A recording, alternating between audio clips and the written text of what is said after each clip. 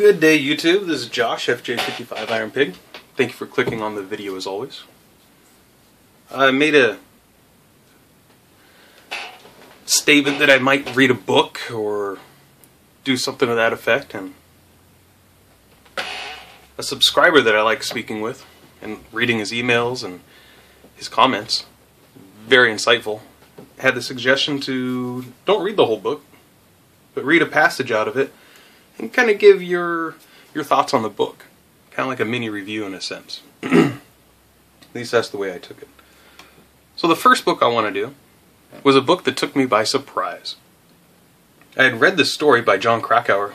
He's the author of this book, but it's not who the book is about. He was a writer whose article I read in Outdoor Magazine several years ago. It was really cool. It was a really good article, and that's what prompted me to get this book. It's a very short book. It's not like 200 pages. Yeah, 210 pages or so. But it's about Christopher Johnson. And this kind of explains it, what's in the front here. It was a national bestseller. I hadn't really heard of it, but I heard the story, little snippets of it. Into the Wild. In April 1992, a young man from a well-to-do family hitchhiked to Alaska and walked alone into the wilderness north of Mount McKinley. His name was Christopher Johnson McCandless. He had given $25,000 in savings to charity, abandoned his car and most of his possessions, burned all the cash in his wallet, and invented a new life for himself. 4 months later, his decomposed body was found by a moose hunter. Now that's a really small snippet of what this book's about. This McCandless guy, young kid, he was always adventuresome. He was very intelligent, kind of ahead of his class type of deal. He was always a free thinker in the way. He was always thinking creatively. And he had a burning and a yearning and a longing to get out there. He loved all the great authors, but he was always drawn towards Alaska, as many people are. And this chronicles from his very last part of high school, basically, to where he decides, basically says, fuck it, I'm going to do this. This is my dream, this is what I want to pursue, this is what I want to do. And this book follows him from there, through his adventures from the east side of the country all the way to the west, down to Mexico. And he had a diary. It doesn't have everything that he did in his diary, but the author, Jon Krakauer, he followed his tracks and talked to all these people from his diary and people that weren't in his diary, kind of getting their view on Christopher McCandless. What was this guy like? What was he into? Was he a good guy? Was he a bad guy? And it really brings this kid's life to life, for lack of a better term. It does a great job of it. This is a picture of the actual bus that McCandless lived in Alaska. His dream was to make it up to Alaska, and he was basically homeless this whole time. And it's a really cool adventure book. It has a sad ending, yeah, but everyone's life isn't that way. I very much recommend this book. Into the Wild, very easy title to remember, written by Jon Krakauer, if I'm pronouncing that correctly, and it's about Christopher John McCandless. So I'm going to read a little bit for you. Here's a picture of him, right there next to his bus, number 142. That bus, if I remember correctly, had been up there for decades, just a long time. Many people had lived on that bus, not just him. Not at the same time, but it was like refuge. So I'm going to read like 2, 3, 4 pages for you. So sit back. Go ahead and hit pause now if you need to go get yourself a snack or something to drink. And yeah, I'm going to go ahead and start now. This is on page 34 of the book. On December 2nd, he reached the Morelos Dam and the Mexican border. Word that he would be denied entry because he was carrying no identification, he sneaked into Mexico by paddling through the dam's open floodgates and shooting the spillway below. If you're not familiar with shooting, that means when you go down the chutes in the narrow ways. Alex looks quickly around for signs of trouble. His journal records, but his entry of Mexico is either unnoticed or ignored. Alexander is jubilant. His jubilance, however, was short-lived. Below the Morelos Dam, the river turns into a maze of irrigation canals. This is highly dangerous going through there. Marshland and dead-end channels, among which McCandless repeatedly lost his way. So here's a journal entry that he had in there. Canals Canals break off in a multitude of directions. Alex is dumbfounded. Encounters some canals officials who can speak a little English. They tell him he has not been traveling south but west and is headed for the center of the Baja Peninsula. Alex is crushed, pleads and persists that there must be some waterway to the Gulf of California. They stare at Alex and think him crazy. But then a passionate conversation breaks out among them. Accompanied by maps and the flourish of pencils, after 10 minutes they present it to Alex a route which will take him to the ocean. He is overjoyed and hope bursts back into his heart. Following the map, he reverses back up the canal until he comes upon the Canal de Independencia, the Canal of Independence, which he takes east. According to the map, this canal should bisect the Hualteco Canal, which will turn south and flow all the way to the ocean. But his hopes are quickly smashed when the canal comes to a dead end in the middle of the desert. A reconnaissance mission reveals, however, that Alex has merely run back into the bed of the now dead and dry Colorado River. He discovers another canal about half-mile on the other side of the riverbed. He decides to portage to this canal. It took McCandless most of 3 days to carry the canoe and his gear to the new canal. The journal entry for December 5th records, "At last, Alex finds what he believes to be the Hualteco Canal and heads south. Worries and fears return as the canal grows ever smaller. Local inhabitants help him portage around and a barrier. Alex finds Mexicans to be warm, friendly people, much more hospitable than Americans." Through this whole book, whenever there's journal entries, a lot of times Alex is speaking, I guess that'd be in third person, where he's talking about himself, but not like I would. Like, I found people to be warm and friendly. It's like he's speaking as if he's his own narrator. On December 6th, small but dangerous waterfalls litter the canal. On the 9th, all hopes collapse. The canal does not reach the ocean, but merely peters out into a vast swamp. Alex is utterly confounded. Decides he must be close to ocean and elects to try and work way through swamp to sea. Alex becomes progressively lost to a point where he must push canoe through reeds and drag it through mud. All is in despair. Finds some dry ground to camp on. Swamp at sundown. Next day, on 12/10, Alex resumes quest for an opening to the sea, but only becomes more confused. Traveling in circles, completely demoralized and frustrated, he lays in his canoe at day's end and weeps.